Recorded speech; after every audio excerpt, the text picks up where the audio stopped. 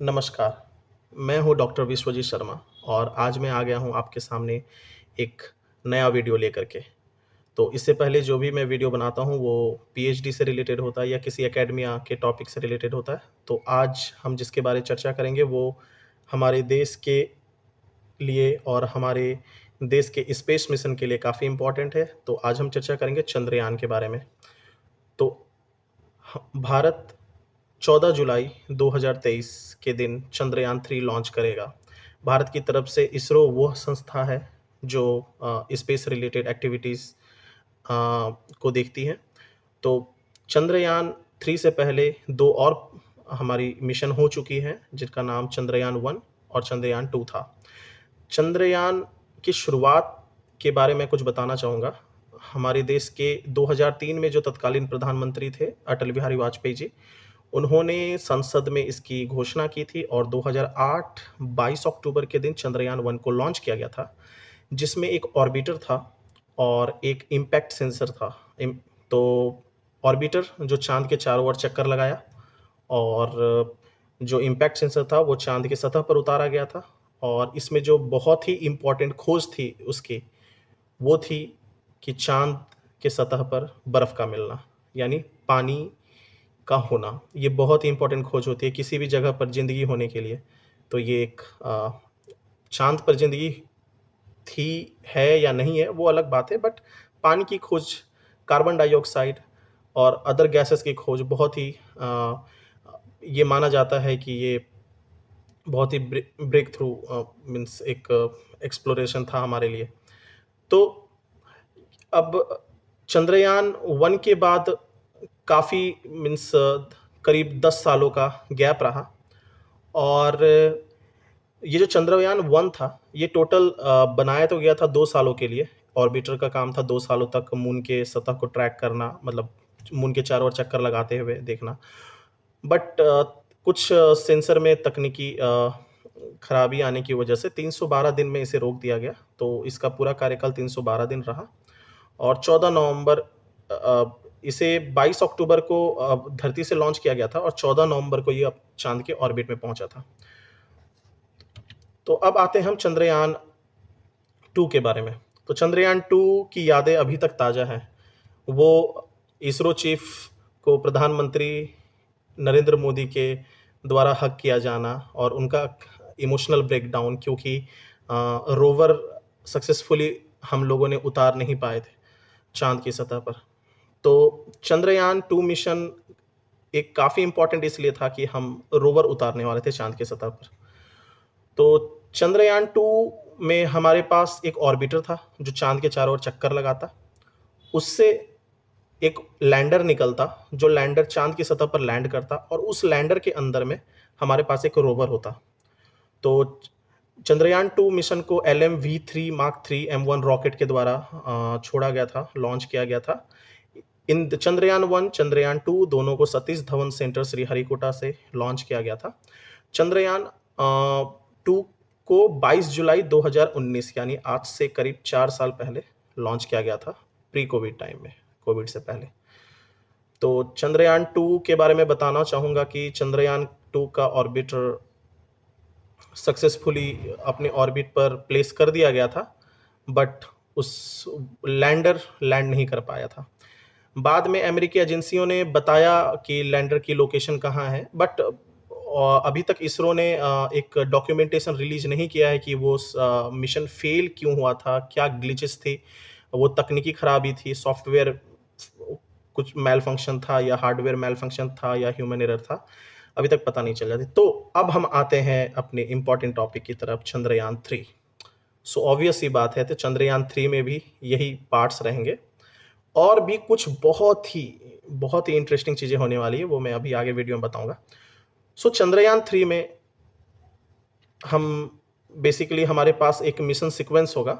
हमारे पास 2 different phases में हम चंद्रयान 3 को लॉन्च किया जाएगा। पहले फेज में क्या होगा कि जो हमारी LMV व्हीकल है, लॉन्च व्हीकल जो है, उसे अर्थ से लॉन्च किया जाएगा और उसे मून की तरफ भेजा जाएगा। और ये प्रोसेस भी बहुत ही, अगर आप वो मूवी देखे होंगे मार्स मिशन वाली, अक्षय कुमार वाली, तो उसमें आपको पता चलेगा कि किस तरीके से भेजा जाता है। अर्थ की ग्रेविटी को यूज़ किया जाता है एनर्जी के लिए। तो एक्चुअली वो गुलेल वाली चीज़ें हम लोग यूज़ करते हैं नॉर्मली। सो अर्थ की ग्रेविटी के थ्रू उसे बेसिकली फेंका जाता है।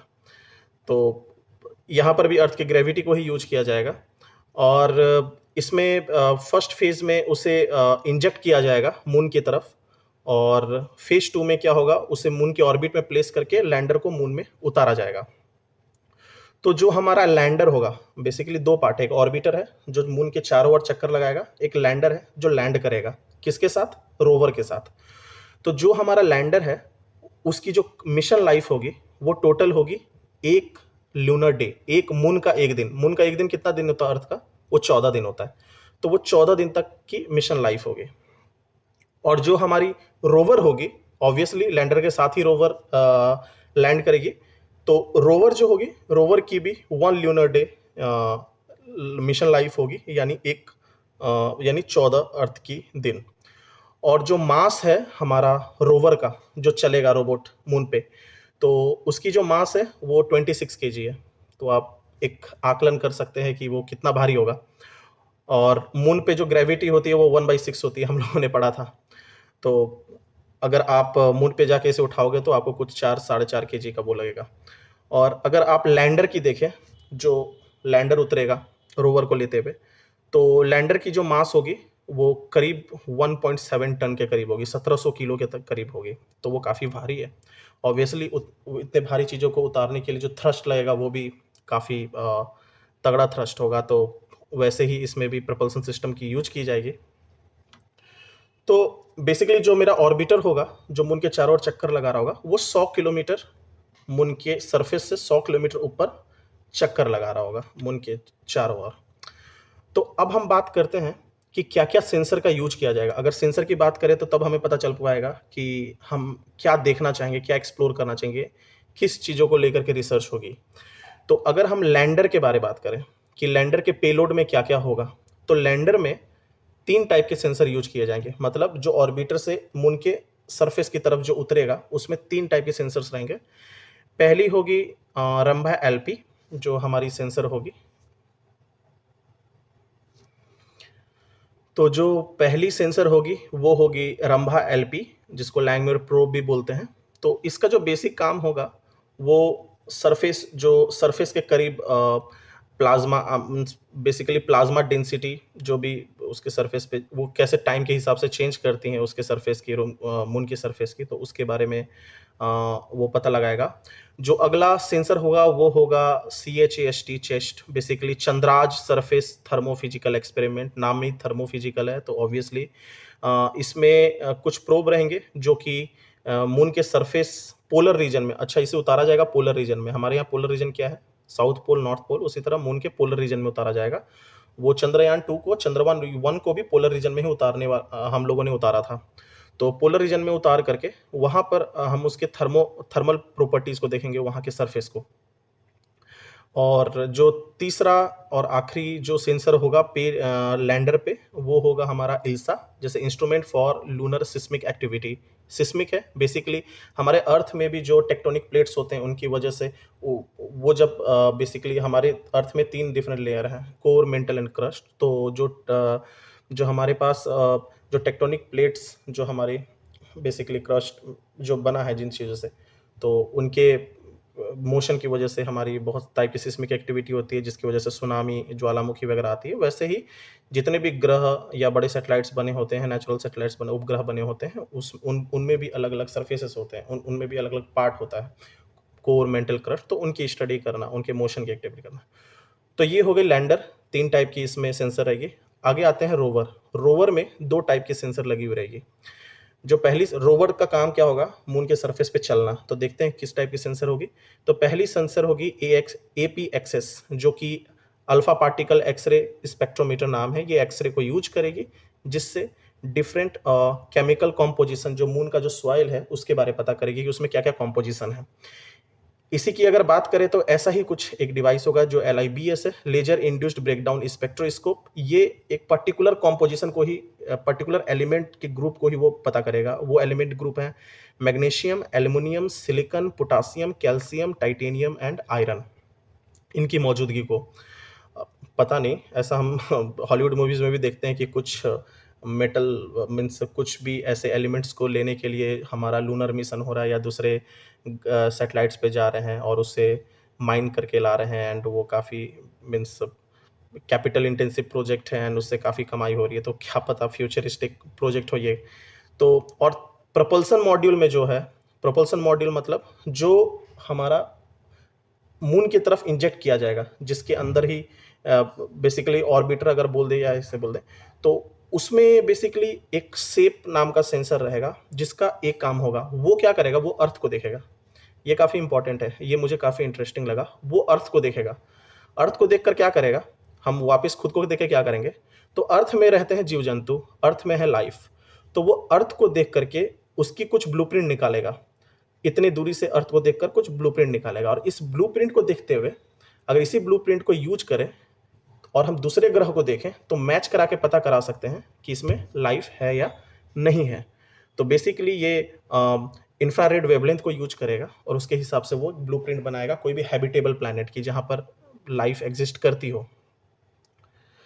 तो अगर हम आगे देखें तो अब हम बात करेंगे कि क्या डिफरेंट प्रोसेसेस हैं हमारे इस लॉन्च के। तो सबसे पहले हमारे पास एक रॉकेट है, एक व्हीकल है, लॉन्च व्हीकल है। उसके दोनों ओर बूस्टर लगी हुई है, छोटी रॉकेट्स जो आप देखते हो वो बूस्टर्स कहलाती हैं, जिसको S-200 बोला गया है। और सेंटर में जो लॉन्च व्हीकल है वो basically L1110 L110 ignition basically vehicle बोलते हैं उसे। तो सबसे पहले हमारी लॉन्च होगी, और लॉन्च होने के बाद जैसे ही वो 44 किलोमीटर या 45 किलोमीटर तक पहुंचेगी, तो वहां पहुंचने के बाद जो हमारी सेंटर की जो रॉकेट है उसमें इग्निशन स्टार्ट होगी। उससे पहले बूस्टर ही लेके जाएगी, क्योंकि बूस्टर का नाम ही है बूस्टर। तो वो क्या करती है कि ग्रेविटी, अर्थ की जो ग्रेविटी होती है वो सरफेस के बाद बहुत स्ट्रांग होती है, वो खींचती है, जाने नहीं देती है। तो उसका काम है ऊपर की ओर लेकर के जाना। तो वो ग्रेविटी के अगेंस्ट में काम करती है बूस्टर। तो जब वो बूस्टर कुछ कुछ हाइट तक ले जाती है, कुछ ऑल्टीट्यूड तक ले जाती है, उसके बाद इग्नाइट होती है मेरी L110 means main launch vehicle. और वो इग्नाइट होने के बाद कुछ दूरी के बाद में बूस्टर का काम खत्म, वो सेपरेट कर जाते हैं।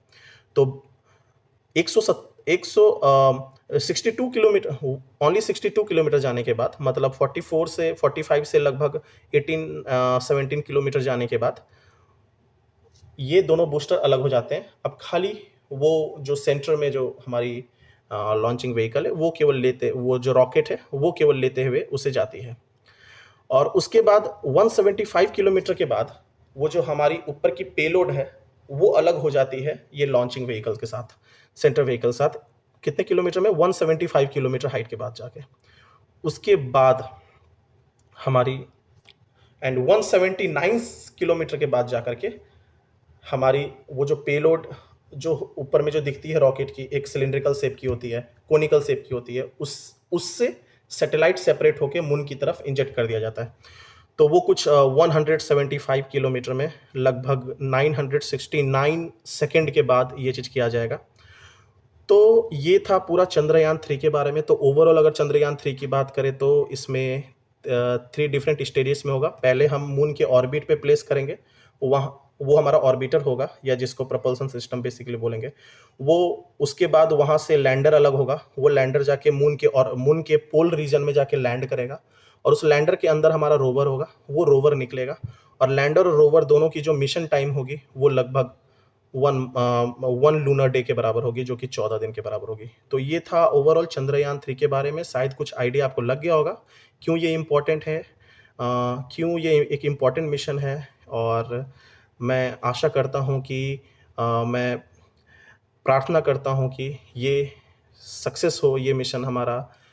इसरो इसरो का एक काफ़ी गौरवपूर्ण इतिहास रहा है, और इसी इतिहास को बरकरार रखते हुए हम जरूर सफलता को प्राप्त करेंगे।